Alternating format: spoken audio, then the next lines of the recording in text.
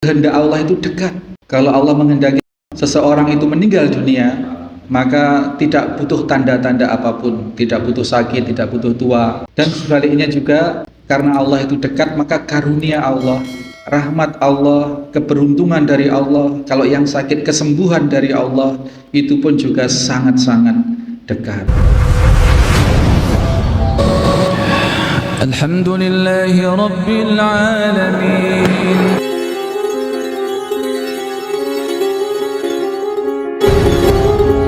Bismillahirrahmanirrahim. Assalamualaikum warahmatullahi wabarakatuh. Innal hamdalillah nahmaduhu wa nasta'inuhu wa nastaghfiruh wa na'udzu billahi min sururi anfusina wa min sayyiati a'malina. May yahdihillahu fala mudhillalah wa may yudlil fala hadiyalah. Asyhadu an la ilaha illallah wahdahu la syarikalah. Asyhadu anna Muhammadan abduhu wa rasuluhu la nabiyya ba'dah. Allahumma salli wa sallim wa barik ala Muhammadin wa ala alihi wa sahbihi wa mawalah. Qala Allah ta'ala, ya ayyuhalladzina amanu taqullaha haqqa tuqatih wa la tamutunna illa wa antum muslimun. Wahai orang-orang yang beriman, hei wong-wong kang padha iman, takwa sira marang Gusti Allah, bertakwalah kalian kepada Allah Subhanahu wa taala yang sebenar-benarnya takwa. Bapak Ibu sekalian, kalau kita mendengar haqqa tuqatihi ini berarti ada ketakwaan yang tidak benar-benar.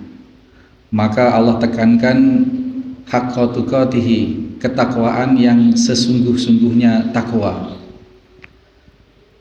Yang ngeri adalah wala tamutunna illa wa antum muslimun, dan janganlah sampai kalian kedahului maut padahal dalam posisi belum sepenuhnya berserah diri kepada Allah Subhanahu wa taala. Jangan berani-berani mati kecuali sudah Muslim, Islam, berserah diri kepada Allah Subhanahu wa taala sepenuhnya. Ini mengerikan sekali karena belakangan kita mendengar kabar-kabar yang mengejutkan. Beberapa hari yang lalu saudara kita masih sholat di sini 2 kali malah, terus malah main ke rumah-rumah, ke Pak Haji Novali, ke Pak Haji Rebo, Allah yarham, Ustadz Freddy, dengan tanpa kita duga-duga meninggal dunia. Ini membuktikan bahwa Allah Subhanahu wa taala itu fa inni qarib. Katakanlah wahai Muhammad, idza sa'alaka ibadi anni fa inni qarib. Apabila hambaku bertanya kepadamu wahai Muhammad tentang aku, maka katakanlah bahwa aku ini dekat. Makna aku dekat itu adalah dengan segenap kekuasaan Allah Subhanahu wa taala. Dekat sekali Allah Subhanahu wa taala itu, termasuk kehendak Allah itu dekat. Kalau Allah menghendaki seseorang itu meninggal dunia, maka tidak butuh tanda-tanda apapun, tidak butuh sakit, tidak butuh tua. Dan sebaliknya juga, karena Allah itu dekat, maka karunia Allah, rahmat Allah, keberuntungan dari Allah, kalau yang sakit kesembuhan dari Allah, itu pun juga sangat-sangat dekat. Barusan saya terkaget-kaget mendengar Pak Sudono itu meninggal dunia kemarin jam 4 sore, kata Pak Alwi. Innalillahi wa inna ilaihi raji'un. Padahal paginya kemarin sorenya masih anak-anak itu nyelep pentol Pak sana, dan Pak Dono yang melayani. Iya. Jadi ini satu ibroh buat kita semua bahwa kematian itu satu pelajaran, dan kita nggak tahu kapan kita ditakdirkan dipanggil oleh Allah. Maka wala tamutunna illa wa antum muslimun ini, maka sedetik ini pun kita berupaya untuk menyiapkan diri untuk layak disebut muslim oleh Allah Subhanahu wa taala, sehingga kematian kita itu layak. kematian kita itu layak mendapatkan tempat yang baik. Allah yarham Bapak Sadono, kemarin kurban di Alvarez itu satu keluarga satu sapi, Pak. Itu Pak Dono. Dono bakso, belakang perhutani, Pak. Belakang perhutani, Pak Dono bakso. Bakso. Tanpa diduga-duga. Wa qala Allah Ta'ala aidan, ya ayyuhan nasu taqu rabbakumul ladzi khalaqakum min nafsin wahidah wa khalaqa minha zawjaha wa bassa minhuma rijalan katsiran wa nisaa'a wattaqullaha alladzi tasaaluna bihi wal arham innallaha kana 'alaikum raqiba. Innallaha kana 'alaikum raqiba. Sungguhnya Allah itu bagi kalian raqib, dekat. Termasuk tadi itu lebih dekat, bahwa bahkan di salah satu hadis qudsi dinyatakan lebih dekat dari urat leher. Artinya pengawasan kekuasaan Allah, kehendak Allah, kemampuan Allah terhadap setiap hambanya itu tidak berbatas. Meskipun kita harus yakini bahwa Allah itu bukan berarti seperti yang ayat yang kemarin wa huwa ma'akum ainama kuntum, dan sungguh Dia Allah Subhanahu wa taala senantiasa bersama kalian di mana kalian berada. Bukan berarti Allah ngintil kita, bukan berarti kalau dibelah di urat leher kita itu ada Allah, bukan berarti seperti itu. Allah tsummastawa ilal aras, itu bersemayam atau beristiwa di atas aras. Itu posisi keberadaan Allah Subhanahu wa taala di beberapa ayat yang sedemikian terang dan beberapa penjelasan hadis yang sahih menyatakan demikian. Adapun wa huwa ma'akum, Allah membersamai kita, tidak berarti zatnya Allah itu ada bareng-bareng dengan kita, tetapi kekuasaan, pengawasan, kemampuan Allah terhadap segala sesuatu itu membersamai. Ya, kemarin sudah kita bahas bahwa yang dimaksud bersama tidak harus fisiknya bareng-bareng. Kita bisa jelaskan untuk sekarang ini Zoom. Ya, Zoom dengan kementerian apa misalkan, dengan Pak Menteri atau dengan Presiden Zoom. Nah, Pak Menteri sedang bersama kita. Ya, tidak harus menterinya itu ada di Talkandang. Kebersamaan yang dimaksud seperti itu. Kemudian Allah Ta'ala aidan, ya ayyuhalladzina amanu taqullaha wa qulu qawlan syadida yuslih lakum a'malakum wa yaghfir lakum dzunubakum wa may yuti'illaha wa rasulahu faqad faza fawzan 'azim. Ini menunjukkan satu rumus kunci kesuksesan yang besar dalam hidup mati kita, dunia akhirat kita. Itu dipersyaratkan 3 hal: beriman kepada Allah, bertakwa kepada Allah, beramal soleh pastinya, dan qulu qaulan sadida, berkata-kata perkataan yang benar. Maka kronologisnya Allah akan membimbing langkah kita, yuslih lakum a'malakum, dan Allah kemudian setelah langkah kita terbimbing oleh iradah Allah di jalan ihdinas syiratal mustaqim, wa yaghfir lakum dzunubakum, maka Allah niscaya mengampuni dosa-dosa kita.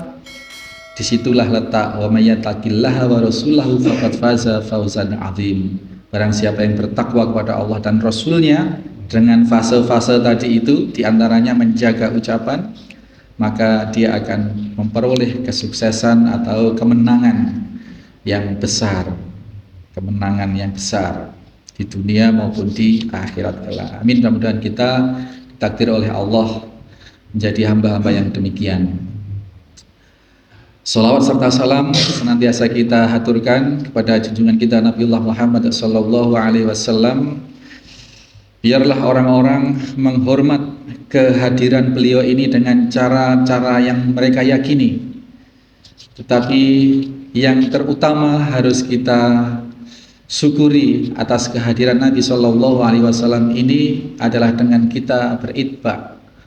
Kita memperhatikan pensyariatan yang beliau bawa dan sedapat mungkin kita meneladani beliau, baik sejak kecil, sejak sebelum menjadi nabi, ketika menjadi nabi, bahkan di akhir hayat sampai akhir hayat beliau kita teladani, kita perbanyak amal soleh sebagaimana yang beliau tuntunkan, dan kita tentu tidak diperintahkan pun, tidak diacarakan pun, kita sebagai seorang muslim bersolawat sehari itu minimal 25 kali di dalam sholat fardu, belum lagi sholat sunnah, sholat sunnah, belum lagi sholawat yang kita ucapkan di luar sholat. Kalau seorang muslim itu mendirikan sholat, menunaikan sholat 5 waktu saja, yang pokok, yang inti 17 rakaat itu, maka akan terdapat 25 sholawat yang dia baca di dalam tasyahud itu. Kita perbanyak sholawat meskipun di luar sholat fardu, di dalam sholat sunnah maupun di luar rutinitas sholat, di luar ritual sholat, kita bersalawat sebanyak-banyaknya. Dan keuntungan kita mempelajari hadis adalah tentu kita akan sangat banyak bersolawat. Ketika kita menyebutkan qala Nabi sallallahu alaihi wasallam, sudah bersolawat, Pak.